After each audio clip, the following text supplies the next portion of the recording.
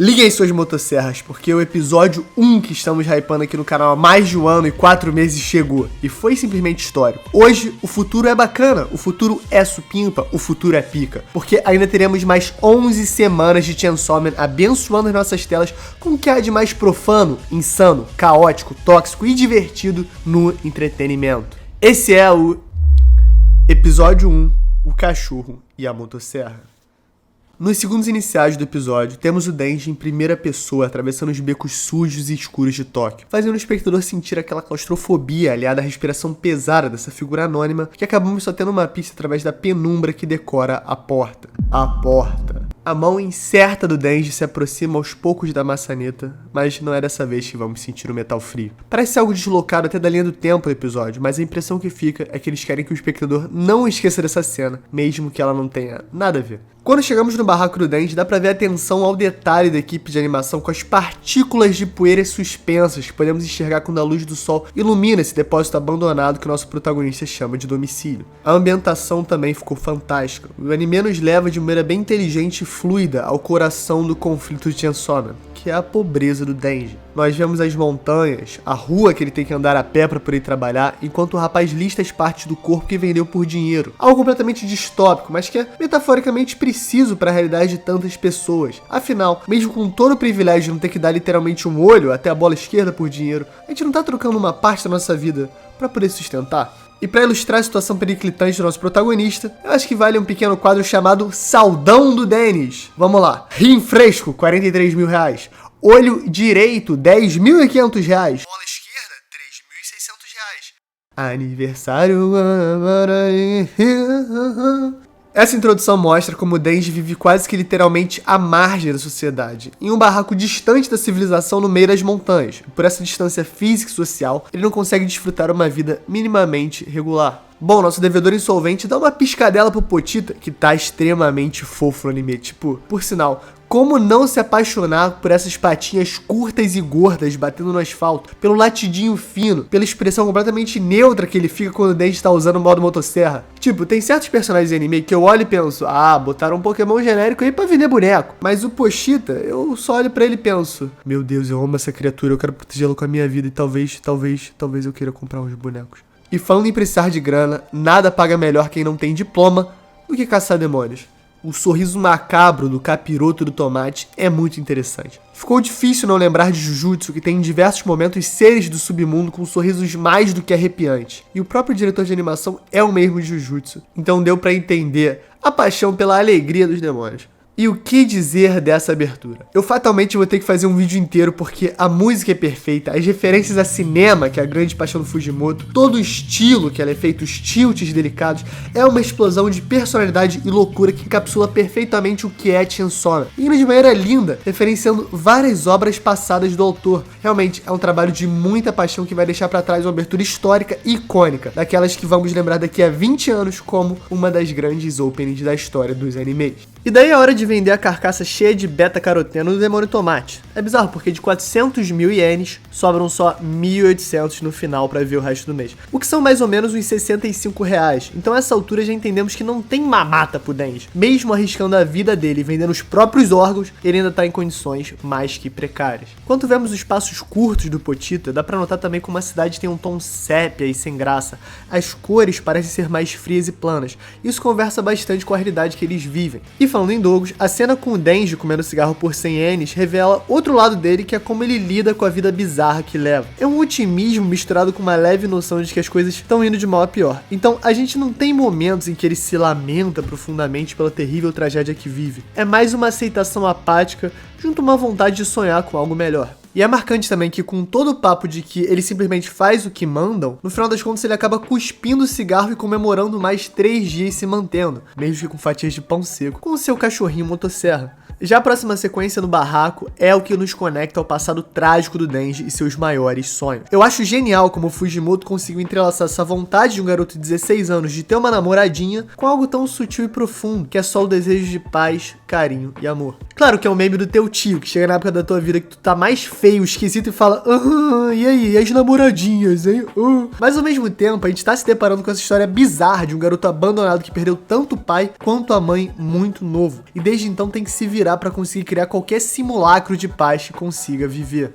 A chuva que bate na janela enquanto ele sonha em um date de sucesso se sobrepõe à chuva de anos antes, com um garoto molhado em frente à lápide do próprio pai, tendo que lidar com o abandono, a solidão e também com uma ameaça casual de mutilação do bonde da agiotagem. O primeiro encontro entre o Pochita e o Denji é muito interessante. De alguma maneira, os dois estão completamente sozinhos, encarando a possibilidade de morrerem, e nessa altura o Denji não tem mais nada a temer, porque ele já perdeu tudo, até a própria vida que agora tá penhorada pra Yakuza. Então, em um ato de salvação dupla, ele oferece seu sangue pra salvar esse doguinho laranja, com um utensílio de construção esquisito saindo da sua cabeça. Esse contrato de sangue acaba salvando os dois, porque com o Pochita, agora mesmo criança, o Denji consegue se arriscar e caçar uns demônios. E o doguinho não precisa sangrar até a morte com os 2 ferimentos de bala que aparecem nele. Esse laço entre demônio e criança é a principal base para todo o anime de Chainsaw Man, um salvando o outro, para que eles possam sonhar juntos. E é basicamente assim que se faz esse acordo bizarro em que ele trabalha para pagar as dívidas do pai falecido. Voltando ao presente, é muito fofo como o Pochita se anima quando o Denji começa a falar dos seus sonhos. A gente entende a simbologia que isso vai tomar mais pra frente, mas esses detalhes de espontaneidade realmente fizeram muito pela caracterização dos dois personagens.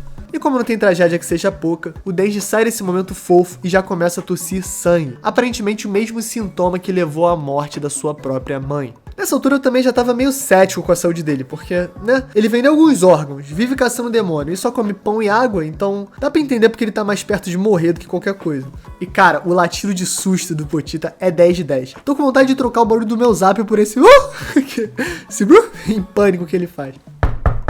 Ele é chamado no meio da madrugada para trabalhar. E de novo, o mapa esbanja nos cenários. Dá pra notar que é uma computação gráfica super bem feita, que dá uma textura interessante à cidade. Quase como se fosse um personagem à parte, que observa apático as tristezas e injustiças desse mundo, repleto de demônios, sejam os do inferno ou os da terra.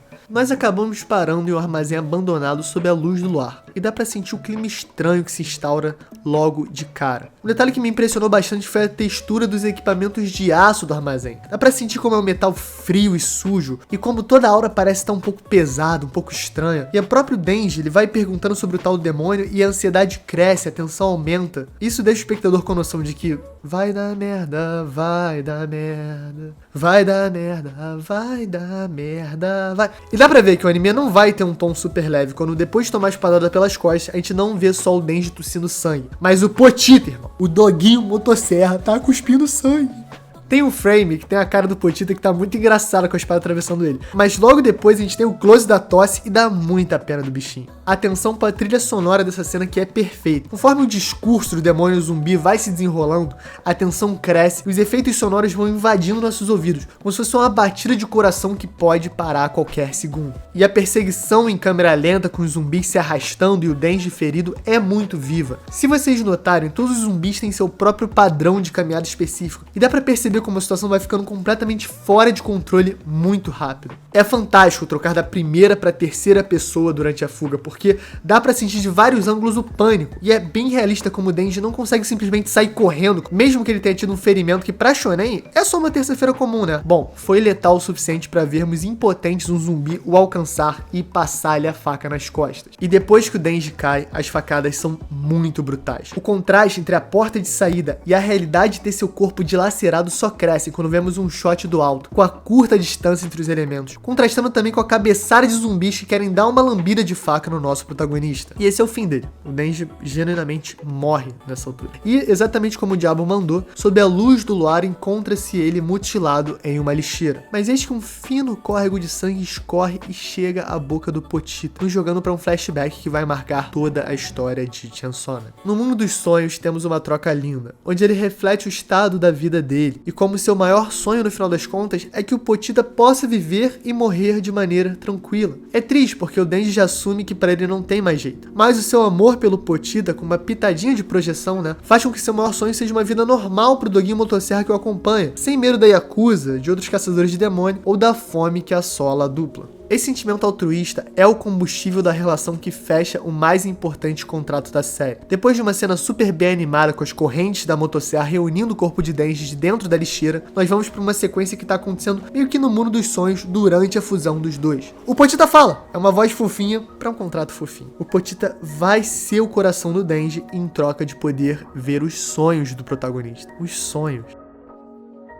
sozinho de novo, mas com o manípulo de arranque em seu peito. Sim, eu assisti tutoriais de como ligar uma motosserra pra descobrir como chama isso. Nós temos alguns segundos de realização até que o diabo zumbi já mande a sua horda de lacaios pra terminar o trabalho. Claro que ele ficou surpreso, mas assim, ele é um zumbi, então não é tão estranho assim ver alguém ressuscitar na sua própria frente. Na sua própria frente? Burro. É interessante ver como o Denji acaba se considerando ganancioso, que nem os caras da Yakuza, por querer uma vida melhor. Como todos sonham, então é só como a vida é. Sem realmente colocar um peso moral nas decisões alheias. Mas acaba que isso coloca ele em um caminho sem volta, onde ele tem que proteger seus próprios sonhos. Afinal, agora o Potita é o coração dele. E com essa resolução, ele coloca a motosserra pra cantar. Eu curti o timing anticlimático com os zumbis comendo dentes por alguns segundos, até a ação realmente começar. Em especial como o barulho da motosserra começa devagarinho, até ser quebrado pelo grito do demo e a trilha sonora acachapante que acompanha o espetáculo. Mappa é o mesmo estúdio que fez Dorohedoro, e deu pra perceber como essa experiência foi valiosa na criação do anime de Chainsaw Man, porque eles constantemente estão mesclando a computação gráfica com a animação tradicional 2D. Eu amei Dorohedoro, então eu já tinha ótimas expectativas, mas realmente com o time de elite que montaram, o resultado não podia ser diferente. É fantástico ver a ação, ver os gritos desesperados do diabo zumbi mesclado com sangue e lágrimas. Tem uma cena específica que dá pra sentir o peso da motosserra, como é meio pesado e sem jeito balançar algo que tem uma corrente rotatória constante, mas ainda é extremamente efetivo para matar zumbis. E o contraste do corpo magrinho do Denji com o peso dos braços de motosserra, para mim, ficou genial. A música é incrível e encaixa tão bem com os efeitos da serra elétrica, tem várias sequências hiper divertidas, mas aquela que o Denji vai cortando os zumbis como se fosse um Fruit Ninja macabro do inferno é certamente uma das melhores de todo o episódio.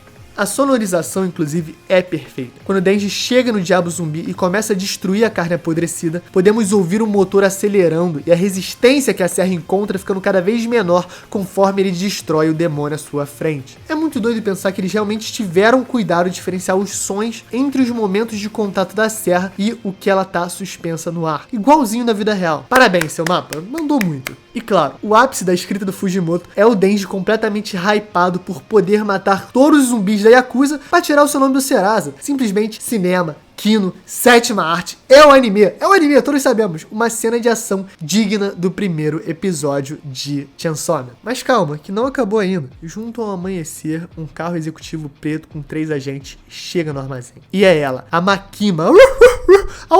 É muito legal como a cena de terror não assusta ela nem um pouco. E com uma espécie de curiosidade orgulhosa, ela desarma qualquer um quando pergunta se o Denji é o responsável pelo massacre do jeitinho mais casual e tranquilo possível. O abraço também é muito especial, porque primeiro nos deparamos com o nosso protagonista, que vive completamente desesperado e sozinho, pedindo um abraço depois de passar por provavelmente a situação mais traumática da vida. Mas aí, a Makima não hesita. Ela realmente abraça ele para evitar que ele caia. E nesse momento, a transformação de motosserra começa a literalmente derreter do rosto dele. Eu achei essa transição genial, como se o afeto da Makima não fizesse só o coração derreter, mas também aquela armadura demoníaca que ele colocou para poder enfrentar seus inimigos. E podendo assistir o anime, eu tenho que dizer que a escolha da voz da Makima, que foi muito questionada por não ser um pouco mais madura e autoritária, na verdade foi um grande acerto, porque é justamente a doçura que desarma e coloca todos ao seu redor em uma posição de vulnerabilidade. Nessa introdução, a Makima é extremamente doce e boazinha. Outro detalhe é como os sonhos do Denji muitas vezes envolvem coisas básicas, né, como comer uma torrada com geleia. E é isso que ela oferece a ele em troca de ser cuidado por ela. E também é curioso como o verbo que ela usa geralmente é usado para pets, né, mas no caso o Denji é humano, ou quase nessa altura. Agora, se imagine no lugar do nosso protagonista, abraçado pela Makima, sendo oferecido cuidado,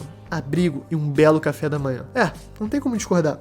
É realmente muito irado. Vrum, e entra a indie original feita pelo Valde Chainsaw Man, que também é muito boa. E cara, que episódio. Cada episódio vai ter uma indie específica e minha sensação no final, vendo os créditos rolar, foi indescritível. Mentira, foi descritível sim, vou escrever agora. Eu achei maravilhoso. Eles conseguiram encaixar o ritmo do primeiro capítulo perfeitamente, com vários elementos super únicos e especiais do anime, sem perder o tom, que pra mim é o mais marcante. Chainsaw Man é uma espécie de sátira do shonen, mas os momentos de sátira só são efetivos porque temos essa introdução séria e intensa. Mas como a gente já viu na opening, vem muita galhofa por aí. Ainda não fomos introduzidos a Power e ao Aki, e galera, relaxa porque vai ser muito, muito, muito divertido. No final, pra mim, o ponto alto foi o Potita. Eu acho que conseguiram dar dar uma vida muito especial aos desenhos e eu vou dormir sonhando com o latidinho e o barulhinho das patinhas gordas batendo no asfalto. Nota pro episódio. Bom, minha nota é: eu vou ser seu coração, em troca você me mostra meus sonhos, de 10. Porque esse episódio é um grande sonho. Eu comecei a ler o mangá durante a pandemia e rapidamente se tornou um dos meus favoritos. E agora, com mais de 2 anos depois, ver um anime ser algo tão bem feito, tão lindo, com tanta identidade e carinho, cara, é o maior sonho. É bom demais ser fã de Chainsaw Man e pelos próximos 3 meses, toda terça-feira vai ser um dia super especial. Então, fala galera, Chapéu de Palha aqui, eu sou o Derek e eu tô muito grato por poder fazer esse vídeo.